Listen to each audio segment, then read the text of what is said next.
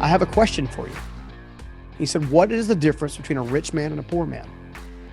And I was an idiot. And I said, well, duh, money. Of course it's money. It's got to be money. I mean, my dad doesn't have any money. You have all kinds of money. So of course it's money. He said, absolutely not. And I was like, what do you mean? He's like, it's the way they think. Now, he hit me right between the eyes with the next one when he said, let me ask you this next question. He said, do you want to learn to think like me, or do you want to continue thinking like your father? Welcome to the Better Human Podcast. My name is Greg Witz, and each week we're going to be bringing you some incredible and inspiring guests and topics that are going to take your life to the next level. Thanks for spending time with us. Sit back and enjoy the show. Stephen, welcome to the show. Greg, what is going on, my man? How are you? I'm well. Well, listen, I'm excited to have this conversation because your story is a story of resilience and determination and success. And, you see a lot of people in this world where, you might look and wonder how they got to where they got to. Well, I'd like to set the intention or direction today, if I could. And I live by principles. So I believe that principles govern promises, which means if you have the right principle, you can almost virtually guarantee whatever the outcome is going to be, aka a promise. And one of the things I want to mention today is that your freedom is found in your focus and your destruction is found in your distraction. Yeah. Your freedom is found in your focus and your destruction is found in your distraction. Here's what I mean by that.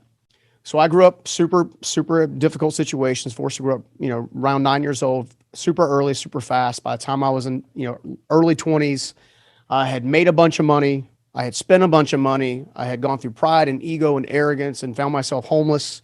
That obviously led to almost a suicide attempt. And it was at that point that I had to choose what I was going to focus on. Was I going to focus on all the things that I didn't have? Was I going to focus on all the things that were in my way? Was I going to focus on all the limiting beliefs? Was I going to focus on not having the resources that my other competitors, quote unquote, had? Was I going to focus on not having the relationships that, quote unquote, my competitors have? Or was I going to focus on what possibilities lay before me? You see, I had allowed so many times all the distractions of life, distractions of business, to then pull away from me what it is I was supposed to be doing meaningful in my own life, right? Mm-hmm. And if you can't figure out who you are, why you're here, and what to do about it, it's going to be very difficult to have an authentic entrepreneurship journey. Right. And as a result, I found myself searching. And yes, I had we'll call him Old Man Myrick. He and I share the same first name. We'll just make it super easy. He was my dad's employer. He had, throughout my youth, from my teenage youth, he had spent a lot of time pulling me down off the framing crews, and because I grew up in the construction industry as a kid, and and he would pour wisdom into me on a regular basis, right? Mm-hmm. And about this time when I was really beginning to struggle a whole lot, I'm not sure if he could read it on my face or read it in my emotions, or I was giving off some kind of wacky vibration or whatever the deal was. But he pulls me into the Jeep Grand Cherokee one afternoon, and he sits me down. And he goes, I have a question for you. He said, what is the difference between a rich man and a poor man? And I was an idiot. And I said, well, duh, money. Of course it's money. It's got to be money. I mean, my dad doesn't have any money. You have all kinds of money. You get to travel. You get to have all these fancy relationships. You get to buy stuff that you want whenever you want. You pay cash for it. Meanwhile, I'm watching my father every day borrow, mm-hmm. right? So of course it's money. He said, absolutely not. And I was like, what do you mean? He's like, it's the way they think. Now, he hit me right between the eyes with the next one when he said, let me ask you this next question. He said, do you want to learn to think like me, or do you want to continue thinking like your father? Wow. Now, when you really begin to unpack that, you begin to see something very clear, which is that point of intentionality. It's that point of focus. He was trying to shift my focus. Yeah. Right? Shift my focus from a livelihood of lack, shift my focus from a livelihood of not having healthy relationships with my own parents, shift myself from focusing on what we didn't have, shift myself from like the cockroaches that were in the mobile home. And like, he was trying to get me to reset my own brain, which I know that many Scoggins before me were not taught to do. Mm-hmm. Okay. Now in this moment, the one thing that was actually was replaying in my mind wasn't the fact that he had a bunch of money. It wasn't the fact that he had everything he wanted. It wasn't the fact he could travel or do whatever he wanted. What actually stuck out in my mind was actually this generosity bug he had. He was one of the most generous men that I ever met in my entire life, and you would never know it. The instance that actually popped up in my head specifically in this particular environment was this barbecue restaurant, because North Carolina's got a lot of barbecue here. It's what we do. Mm-hmm. And we went into a restaurant and I watch him put $1,000 tip under a basket of hush puppies, which is this cornbread stuff. Right. Right. And walk out the door, never say a word. And I watch a single pregnant waitress come over here to the table, lift up the thing, find the $1,000 and get absolutely wrecked. Praising God. Oh my God, I can pay this. Like she was just, and I was like, I had never ever seen my father or anyone else in our immediate circumference ever do anything remotely close to that. Mm-hmm. In fact, it was the opposite. It was like, how much can you give me? What can we take kind of mentality? Because you're in constant quote unquote survival mode. Right. Well, that's what I got to see. The biggest joy of my life was I wanted to be someone who was influential enough and affluent enough to help people with their need when they least expected it. Let me get that. When they least expected it, not when you hit me up on Instagram asking me $4,000. Right. That's amazing, man. Do you, you mentioned something, which is that second thing, which is, do you want to learn to think like me, or do you want to learn to think like your father and the generations before? What were some of the first things you started to do after having this shift, this conversation? I mean, action is a big piece of this. And, it's one thing for the mindset. And I think that what you've just expressed is the importance of reframing, perspective, focusing on where we're going, not where we're going. But there's another saying, we say this around here: action creates the path. So what were some of the actions that you took, right? Do you remember that? Yeah, absolutely. So think about it this way. So if I was to draw a straight linear line and we were to chart your life going across that linear line, right? We all know it's going to eventually be a bunch of squiggles, right?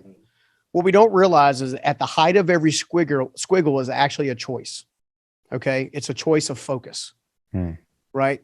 So early on, I didn't leave that conversation and immediately think I was going to be magically cured, magically start making money, magically started.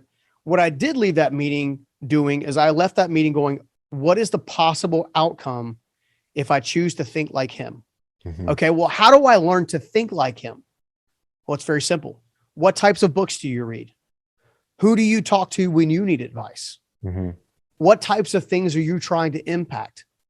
He was the first one that taught me if I added enough value and impacted enough people in the proper way, that all the success that I ever wanted out of life would always find me at the end of that rainbow. The problem is the growth curve leading into that squiggle, right? So what I want you to think about is if your focus of intention is historic enough to actually be able to look at it and actually look at the hindsight being 2020 and look at the things that did work and say, okay, why did it work? How did it work? What was involved with it working? Like what success? What is somebody? Yeah, exactly. Someone said success leaves breadcrumbs or leaves trails, right? The reality is success also leaves a point of pain and persuasion that you have to make it through, right? At this particular choice, you are actually choosing whether or not you get to elevate or de-escalate, right? So a couple of key strategies that I began doing almost immediately is I began reading books that he told me to read. Now, this is long before YouTube and podcasts and all this amazing content. Like, never has it been easier in the world's history to actually change your life and transform everything around it. Correct. Because you have access to everything you could possibly think of, okay? At this particular time, books were a huge part of that. He also was the first one to tell me, and I later learned that he picked it up from a movie, which is Rocky, where Mickey is basically making Rocky look into a mirror and talk to Rocky, right? As a result, he had me start to talk to myself in the mirror, looking at myself in my own eyes. And the crazy thing about it is most of us were like, that is the craziest thing I've ever heard in my life. Oh, it's so weird. Or who actually does that? Or right. Yeah. Exactly. What you have to, but see, that's where principles come into play, right? Right. Because hey, so sorry to interrupt, and thank you for listening. I hope you're enjoying the show. If you like today's episode and you want to learn more about some of our programs like the Better Leader program that can change your life, go ahead and click the link below. the reality is you are constantly either being programmed or you're programming yourself. Oh, I love what you just said. We are either being programmed or we are programming ourselves. Wow. Exactly. So again, going back to focus and intentionality and choice, what are you going to choose to do? I had to undo decades of limiting beliefs that were cast upon me by people who did not achieve more than I had achieved at that moment. Almost every single limiting belief that you have, you've either experienced it or someone has spoken it over you, through you, to you. Yeah. And you have to understand that in order to uproot that thing, you're going to have to go and actually do the next thing, which is to program yourself. Well, the easiest way to program yourself is to lock eyes with yourself and tell yourself the truth about the person you're meant to be, not the person that you are today. Because the person that you are today is never going to be the person you're meant to be. So in order to get to the person you're meant to be, you have to talk to yourself about the person you're meant to be. Right. And it's not, it's not duping yourself out. It's speaking to what we want to be and who we want to be. It's very, neuroscience, this is neuroscience, right? Yeah. It's our ability to create new neurological connections. And when I teach emotional intelligence, I say one of the biggest mistakes people make is they start with, so I must stop feeling, or I don't want to, I don't want to feel, and that's impossible, right? Yeah. But what we want to do is catch it. There's the feeling. What do I want to do with that? Where do I take it? How do I direct it? How do I process it? And it's a little bit of what you're talking about now, which is, I think Tony Robbins calls it incantations, right? Looking in the mirror and then talking to yourself. Amazing. Yeah. Right? I mean, it's neurolinguistics. It's CBT or cognitive behavioral therapy. Like it's all of that. But the reality is you cannot be both people at the same time. Right. Now you can be a person in transition. Now I can promise you, when you go to be a person in transition, you're going to go through what's known as the dark night of the soul, what's known as you growing, which known as uncomfortability, which also known as pain. And at the point in which you utilize pain for your potential becomes the point in which you actually see yourself manifesting yourself into the person you're ultimately going to be. And when you understand you've done it once and twice and 3 times and 4 times, now you understand it is a ritual in and of itself that this is how growth happens, right? Mm-hmm. I have a principle or a thing I teach at some of my live events called the 7 levels of life mastery, right? Yeah. Now, I just realized when I went back and looked over my life, I was like, I'm following the same 7 steps, the same things over and over and over and over again, right? My discontentment requires the need for the first level, which is awakening. Okay. I need to have something shake me out of my stupor, right? And I've had Steve Myrick, right? Old man Myrick do it for me. I've had seminars do it for me. I've had my spouse do it for me. I've had my kids do it for me. Yeah. But it's that thing that basically takes you and shakes you a little bit. The shock. Right? Exactly. Right? You shock your system. You alert your, bang, whoa, what's going on right now? Okay. Exactly. And then you head into the next step, next part of the phase, which is awareness. Now you're more aware of the thing that you want and also very aware of the thing that's impeding your progress to get there. Mm-hmm. Right? Can I just before you go to step 3, can I clarify awareness? It's interesting. And what's going through my head right now is how difficult is it for people to get that awareness? So the awakening might be the shocking moment, but the awareness of like what's working, what's not working, how's it working, what am I doing? How, in your experience, how easy or difficult is it for people to go through that step 2? It's very simple. How hungry are you?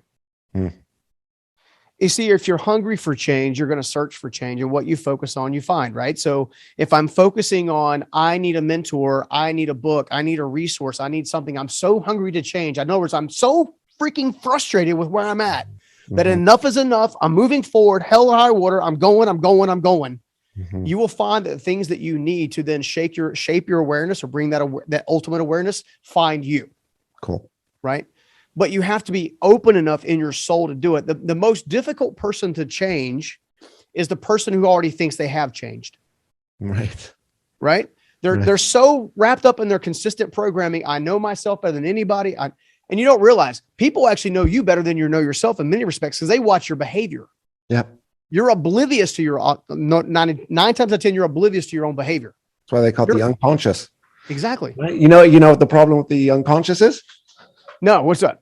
It's bloody unconscious. Yeah, exactly. You got to bring that thing to the front, right? Right.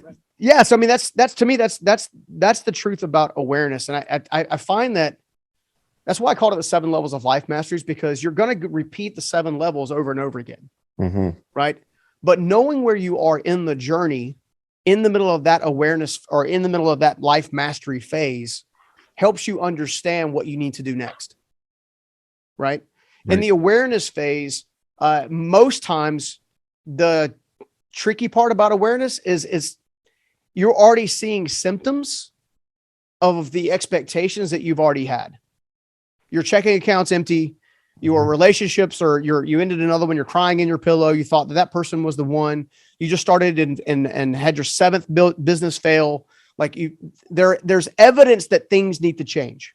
Right. Okay. When we have the evidence that things need to change, we need to become aware of what needs to change within us. Right. And the easiest way to do that is actually 4 questions that I use on a regular basis to kind of assess myself on an annual basis. And I stole this from a guy by the name of Tom Patterson. Right. He had I forgot the name of the book off the top of my head, but he was one of the inventors of the ATM machine. Okay. And also a process called strat plan. Okay. Okay. And he calls them the 4 discoverables. Okay. So they're just vague enough to cause you to contemplate and to think and reflect, but just firm enough to make sure you have clarity and direction as you contemplate. Okay. So the first one is what's right. What's right? What's going right? What can I be thankful, grateful, even appreciative for? Okay. The next one is what's confused or what's confusing. Okay. Because I find that people who are searching for clarity and direction, 9 times out of 10, they're actually searching for the absence of confusion. Right. Right. They're searching for clarity. Okay. Right. The next one is what's missing. What's missing? What is it? An education thing? Is it a relationship thing? Is it a resource thing? Is it a self-discovery thing? Is it a limiting belief? Like what is, an empowering belief or a bridge belief? What is it that if you will be honest with yourself with a pen and a pad for just a few minutes, you'd be surprised at what comes out of you. You see, I've discovered that most answers that you need are actually already inside of you, waiting to be exposed. Correct. Right. The fourth one is what's wrong. Now, I like the fourth one because a lot of us will make a list of what's wrong. But if we're honest with ourselves, most of what goes in the what's wrong category will end up in the confused category or the missing category. Okay. Right. Those questions, if you use them on a routine basis of discovery and mastery, you are going to become more aware of the things that have already been inside of you that have yet to be exposed from you. Okay. And as you do that, then all of a sudden the next thing is mentorship, right? So the third phase is mentorship. Who do I need to teach me about the thing that I need? Now, what one of us get wrong, or many of us get wrong, I know I got this wrong myself, is I'll go find one. I went and find one mentor for everything. Correct. Okay. So I find somebody who's incredibly gifted at making money, but they have a rotten marriage, but I'm listening to them about marriage advice. Okay. That's dumb. Right. Right. When it comes to mentorship, look at the character and the integrity and the honesty as it relates to that. And when you do that, now you're saying, okay, what bucket do they fit? Where am I most deficient right now? You know, you might be somebody, we run into this all the time, right? Some of the most profound people I know, billionaires, okay, a couple billionaires that I know, are also some of the most unhappiest people that I know. Yeah, me too. And they have everything under the sun. Yeah. Yeah. And except they don't have themselves. They don't have the mindset. They don't have, and for many different reasons. It's ironic, isn't it? Yeah. Yeah. Like I said, if you start your journey based on making a legacy that outlives you, then you will continually be fulfilled as you're on the journey. If you start your journey thinking that a car is going to fulfill you, money is going to fulfill you, a brand new airplane is going to fulfill you, the woman or the man of your dreams is going to fulfill you, or your kids getting straight A's is going to fulfill you, or any number of 1,000 different things that you can choose to drop in that missing blank, you are continually going to be unfulfilled. Right. Whereas when you understand that your value that you bring to the world, that you bring to the business, that you bring to your relationships, that you bring each day, ultimately is what creates the fulfillment as it's being utilized. But if you're not utilizing your value, your skill set, your strength, your gift in the service of others continually, you're always going to be chasing something else that's external. Okay. So when we go to look at that, I'm looking for mentors that can aid me in this level of growth. Now, I'm very fortunate, like you are now. I'm able to have amazing mentors and good friends like Ed Milet. We talked about Marie Forleo, right? Jenna Kutcher. It's funny, when we did Ed Milet's event, I was aware of this one thing that was not going well. And Jenna put her arm around me. She's like, you have no idea how smooth this is going. Amazing. You have no idea. Right. Right. And we all need those encouragers. We all need those nurturers along the And way. that's mentorship. That's mentorship to keep It going. is. Don't It get into is. those defeating thoughts. Yeah. There's a say. I just learned this the other day. So you said you stole it from Tom Patterson. Yeah. I like to say I R&D'd it. I Yeah. robbed and duplicated it. I love that. So you can have that one. Awesome. So mentorship is sometimes encouraging you to do the right thing. And I heard this the other day, which is, when we're stressed, what we do is we zoom into things. Yep. And what we need to do is zoom out.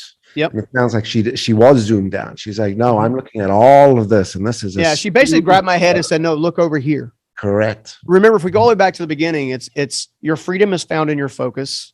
Your destruction is found in your distraction. Right. Okay. If you're distracted by the thing that's aggravating you, it's preventing you from focus on the thing that's going to free you.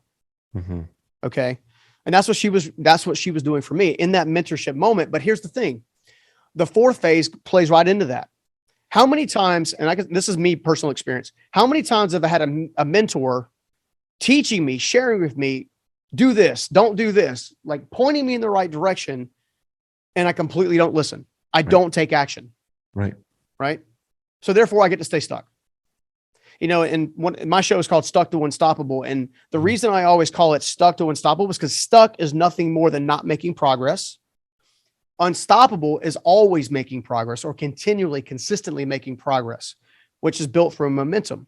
Well, the only way you build from momentum is by learning from the mentors who are there with the information in your shortcoming, and then taking application and or action of what they have taught you to then get you unstuck. Amazing. And that's what step 4 is, action. Exactly. Right. Action and application. Step 4, right? Oh, I love it. Step 5 is going to be the easiest. This is maturity. Okay. This is when you've taken so many actions, so many applications, you applied yourself so many times with the knowledge and the information and everything. You've done the freaking work. Mm-hmm. You're building momentum. It's becoming second nature.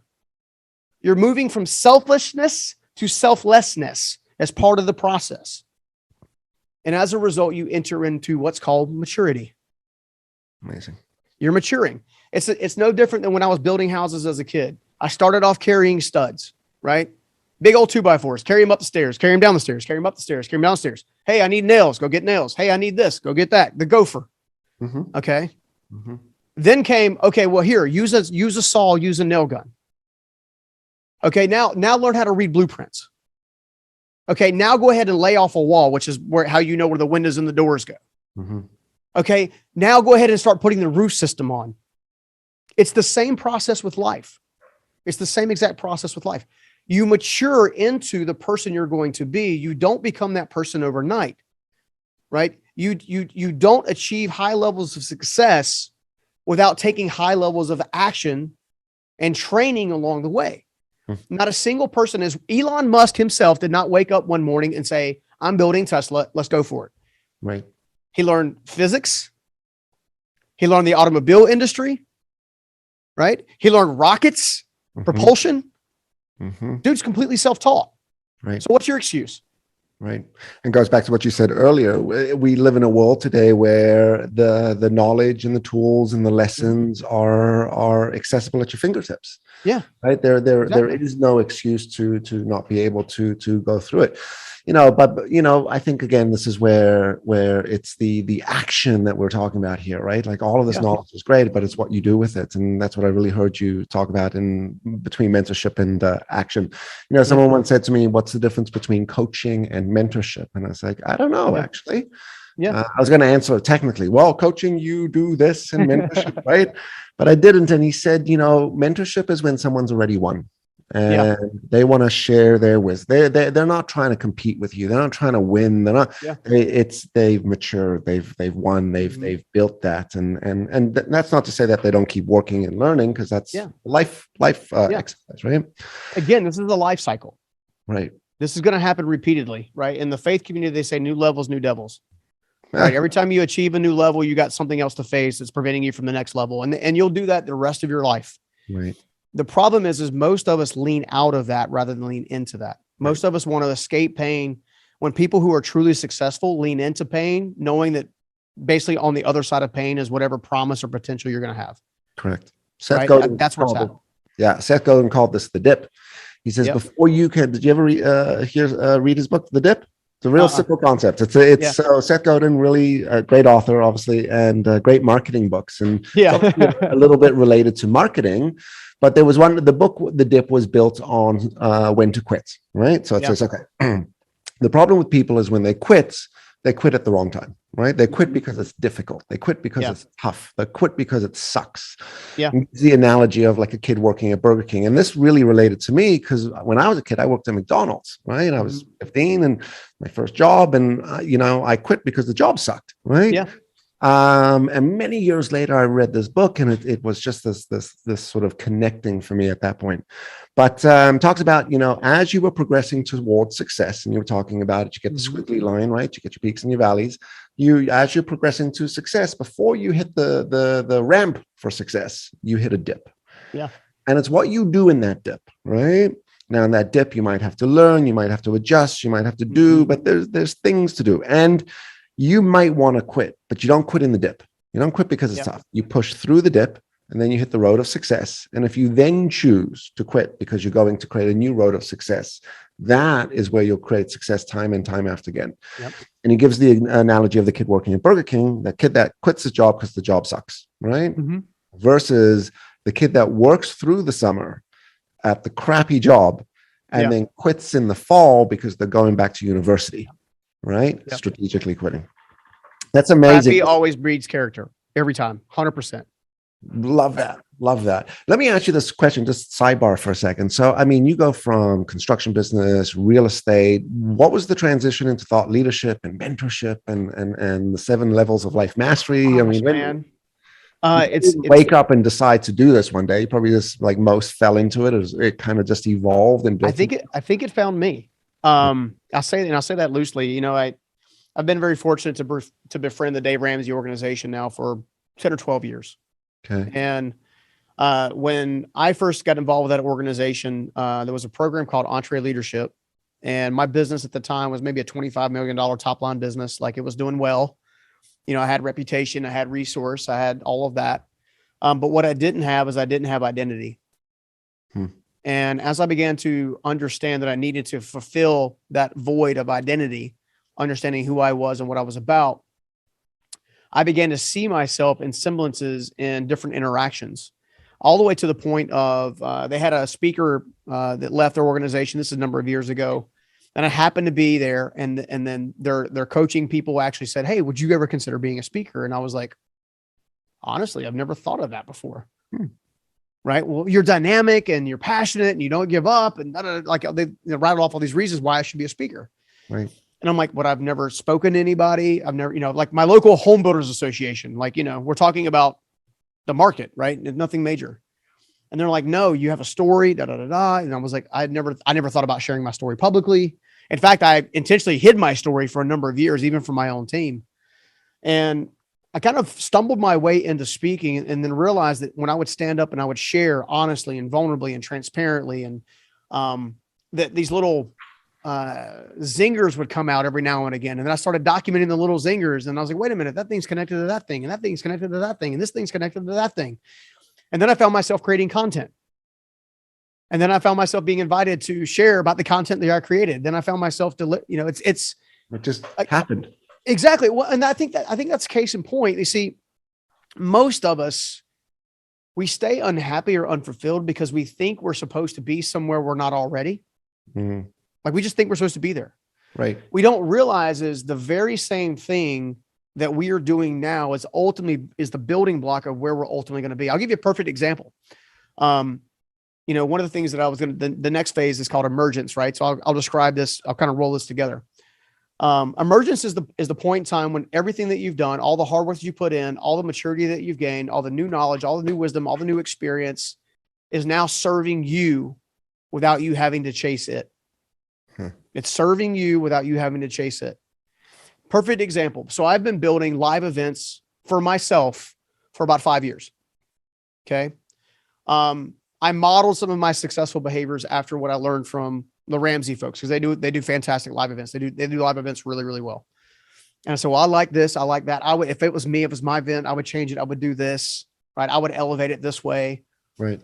And then lo and behold, I've got a mutual good friend of mine in Ed's that came up and he said, hey, I know you got this hybrid event center. I know you just did a live event for yourself. I know you put all the technology in there. You invested heavily in it. All of that work was me climbing that 7 levels of life mastery, right?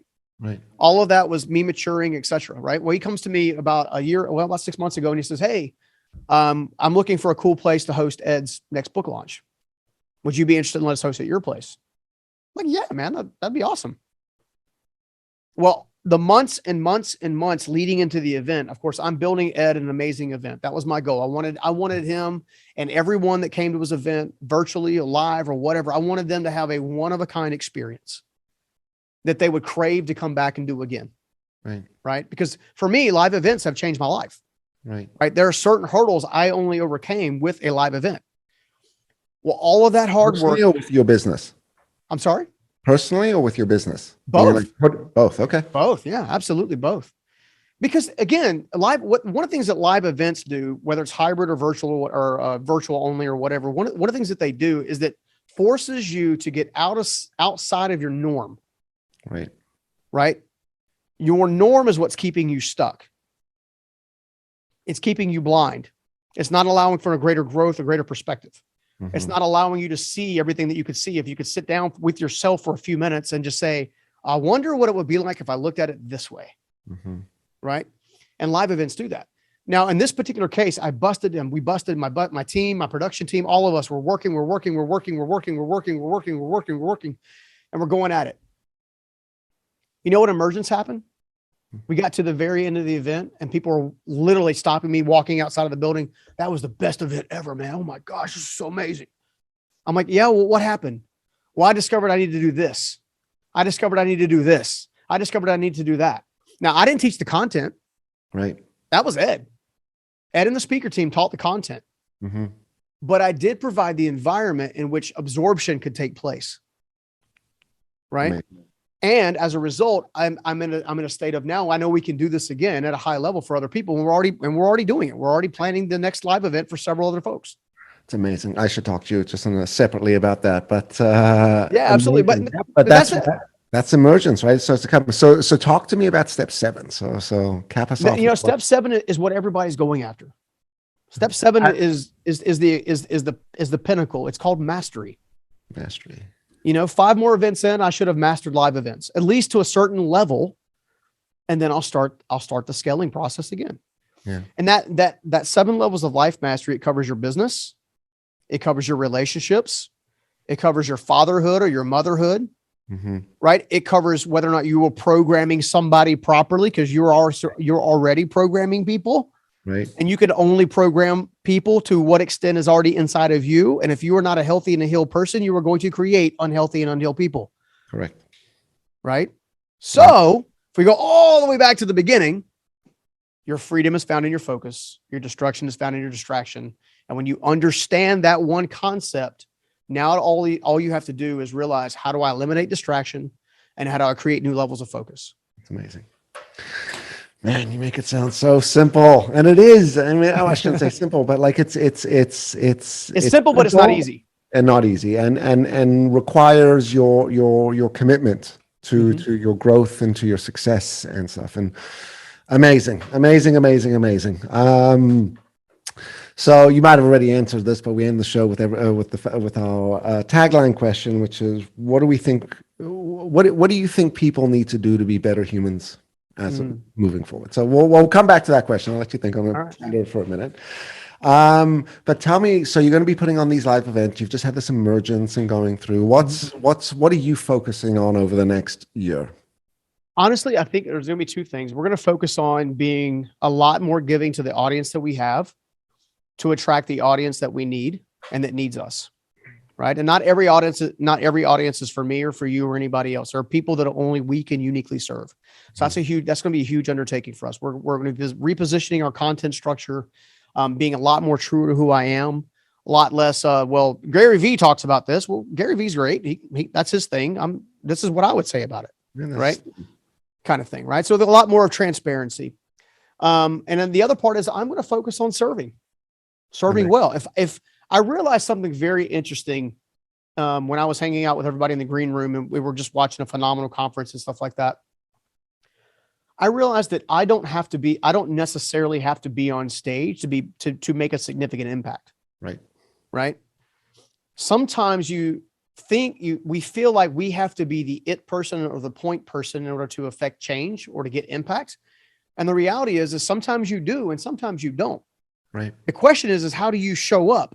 Are you showing up as somebody who doesn't when you need to be? And are you showing up with somebody who doesn't need to be when you need to be? Like, it's like, how are you showing up? And, so I'm going to spend the next several months. I'm going to be working closely with a lot of other wonderful human beings with huge hearts who genuinely want to serve, who have been crazy successful at serving for a decade or more. And we're going to build them amazing live events. Amazing. And we're going to work really, really hard to make sure that we affect life change, whether I'm on stage or off stage. Either way, we get to share in the benefit of transforming lives as long as that is the actual focus. Awesome. I was talking to a friend / client a little while ago, and he ended up leaving his corporate career and started a business and lives by this: people before profits. And it has, he's genuine and authentic to that, right? Because his corporate career taught him to do the opposite. It programmed him to be ruthless and to go after the sale and profits before people. Yeah. He was miserable. Miserable. Anyway, so to catch up with him and to hear that story as you were telling me that, it got me thinking. I'll share a quick story with you. So I had this guy, in fact, his name is Jared. He might even be listening to this episode. So Jared, shout out. He was my right hand in the company for a long time. Found us introduced to this. One of my trainers introduced us. He was an MBA graduating student. Started with me with database entry. Right? Could only come work part-time because he was still doing his MBA Tuesdays. And I was like, all right, well, come do a database entry, and built. And by definition, as a personality, he was an introvert, but was in sales and did very, very, very well. But he got into the business originally because he wanted to be a trainer. He wanted to be the it guy, the guy in front of the room, the one that people applaud to, the one that people go, oh my God, you changed my life. And he had this focus. The problem was he was horrible in front of the room, right? And not because he wasn't intelligent and skilled. His skill set was not managing the front of the room. Yeah. One of my head trainers, also consider a mentor and an incredible human being, sat down and said, listen, you realize that there's two parts to this room, right? There's the front of the room, which is what we're doing, but there's the back of the room. And if we don't have the back of the room managed, the client relationships, the organization, the production, the operations, the things that make that event go on, the things that allow this training room to operate, then we as facilitators can't do our thing, right? Because we're reliant on this environment. So as you were sharing that story, that's what popped up in my head, which is there's two parts. There's the front of the house and the back of the house, just like a restaurant, right? Yeah. Stephen, you are an incredible human being, the definition of making humans better humans. You're definitely getting a hat, by the way. We got one coming out to you. Rock on. But we want to wrap up the show with, what do you think we can all do to be better humans? It's very simple. It's the thing that took me from homelessness to where I'm at today. Being okay with being radically honest with yourself. Now, I'm not saying honest. I'm saying radically honest. And not from a place of condemnation or judgment, but from a place of exploration and discovery. At what moment are you right now in your business, your life, your relationship? At what moment right now? The crazy part is I just said that. People are already like, this is the thing that I'm telling myself, and it's a distraction, right? Or delusion. Right. What are you doing right now that you know you shouldn't be doing? And what are you not doing right now that you know you should be doing? That radical honesty, being okay with not having all figured out, not having the answer, not being totally clear on what everything is all rolled up in together, will be more beneficial to you than a decade of pursuit. Wow. You just reminded me, there's that great saying, life will give you the lessons you need in order to move forward, right? Or you need to learn. And if you don't learn them, life will present them again and again and again and again. Which is no fun. I would just rather learn them the first time. Correct. And that's, if we follow these steps, which has obviously been your blueprint, right? Which has led to a tremendous amount of success. Stephen, this is amazing. Thank you for your time. It's generous and it's amazing, and really appreciate it. If the audience wanted to get in touch with you, you have a podcast too, right? Stuck to Absolutely. Yeah. Unstoppable, Yeah. right? Stuck to Unstoppable. Yeah. You can find it. Yeah, Stuck to Unstoppable, the podcast. And if they wanted to get in touch with you or learn more about you, and even if they wanted to put on potentially live events, how could they go and find out more? Easiest way is to visit StephenScoggins.com, or you can find me on Instagram at Stephen_Scoggins. Amazing. All right. Well, if you like today's episode, don't forget to like the show, subscribe, and share, and we will see you next time. Hey, thanks for listening today. And if you enjoyed today's episode, you're going to love the next one.